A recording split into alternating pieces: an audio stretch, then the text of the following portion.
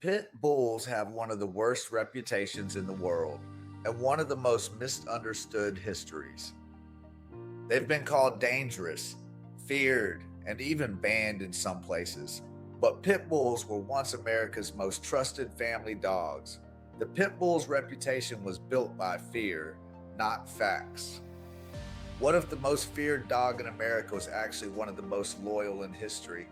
Pit bulls didn't even earn their bad reputation, humans created it. The breed wasn't feared because of their nature, they became feared because of how humans used them. The pit bull's bad reputation wasn't built by history, it was built by headlines. Once known as loyal protectors and family dogs, pit bulls are now feared, not because they changed, but because society did. The pit bull went from American symbol to public enemy, not through instinct, but through human influence. Their story isn't about aggression, it's about how a loyal breed became misunderstood by a culture that forgot its history. Pit bulls trace back to 19th century England, originally bred from Old English bulldogs and terriers for agility and intelligence, not just strength. Their early jobs included herding cattle and hunting vermin, basically the forms of an all-purpose athlete. When brought to America, they became symbols of loyalty and family dogs, even famous mascots during World War I. In the early 1900s, pit bulls were known as nanny dogs because of their loyalty and gentleness with children. They were national symbols of loyalty and trust. In the 1930s through the 1950s, pit bulls were common family dogs. No mass fear, no bans, no stigma. They appeared in films, advertisements, and American households as loyal companions.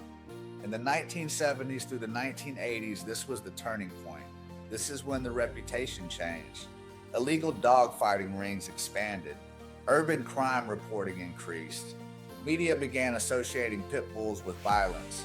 Criminal groups used the breed for intimidation.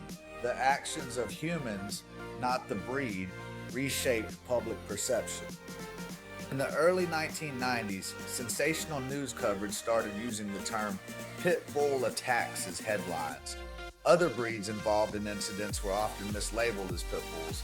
Fear became culture, not factual. In the early 2000s, BSL laws, which means breed-specific legislation, spread across cities and countries. Pit bulls were banned, restricted, and regulated, despite no scientific consensus proving they were more dangerous than other breeds. Fast forward to the modern era, studies, veterinarians, and behaviorists increasingly show that aggression is behavior-based, not breed-based. Training, environment, and ownership matter more than genetics. Pit bulls are one of the most misidentified dog types in shelters and the media. Pit bulls didn't change, the narrative did. Their reputation was shaped by media misuse, fear culture, and mislabeling, not by history or biology.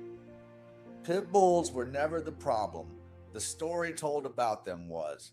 You can't rewrite their DNA, but you can rewrite the truth. They didn't evolve into something dangerous. They were rewritten by fear, framed by headlines, and judged by a narrative they never created. The breed stayed the same, only the story changed.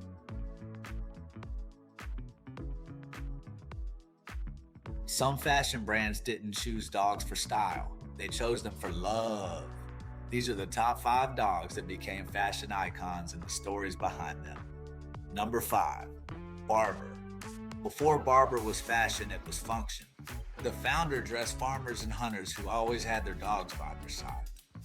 Mud or rain, they had loyalty. Barbour jackets weren't made to spite dogs, they were made because of them. Aldo Gucci loved dogs, so much that they quietly became part of Gucci's world. In vintage campaigns, art, and accessories, dogs symbolize status, companionship, loyalty, not flashy, not loud, just elegant. Number 3, Ralph Lauren, the man and his dogs. Ralph Lauren didn't just design clothes, he designed a lifestyle, and dogs were always part of it. English setters, labs, classic American breeds. They showed up in ads, estates, and family moments. Meet Hector, Tom Browne's dachshund. Not a mascot, not a logo idea, his actual dog. Hector inspired everything from runway silhouettes to full dachshund motifs across collections. The number one canine to icon is the basset hound and Hush Puppies. This is the most famous dog in fashion history. The basset hound wasn't chosen for looks, it was chosen for comfort. They're low energy, easygoing, and relaxed, exactly like the shoes were meant to feel. One dog turned a comfort shoe into a global fashion brand. These dogs aren't rare, they're on the edge of extinction. Number 5, the Thai Ridgeback. Ancient, powerful, loyal, rare outside Thailand but still surviving. Number 4, the Azawak, a sacred African royal dog known for its elite hunting bloodline, almost unseen outside West Africa. Number 3 is the Muddy, a Hungarian herding genius, incredible intelligence, and a tiny global population. The number 2 almost extinct dog on Earth is the Otterhound. They're so rare, there are fewer Otterhounds on Earth than giant pandas. And that's not a metaphor, that's real. And the rarest dog on the planet is the Norwegian Lundhound. It has 6 toes, a flexible spine, collapsible ears, and they're almost extinct. They're a biological anomaly and living evolution. They're living history fighting extinction. I think they all deserve protection, don't you? Thank you for watching Dogs and Champagne. Leave a comment and let us know which one was your favorite.